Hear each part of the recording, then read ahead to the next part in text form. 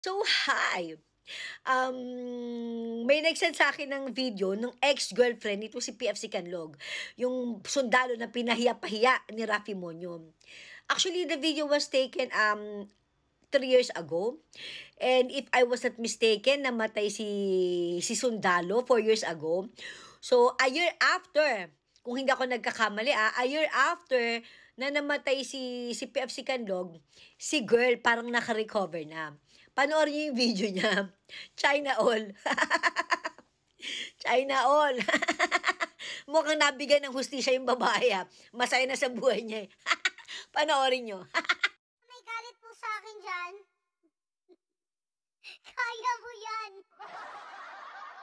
Sige lang, magalit ka lang. Itado mo hanggang ka. Gagalitin mo kita lalo.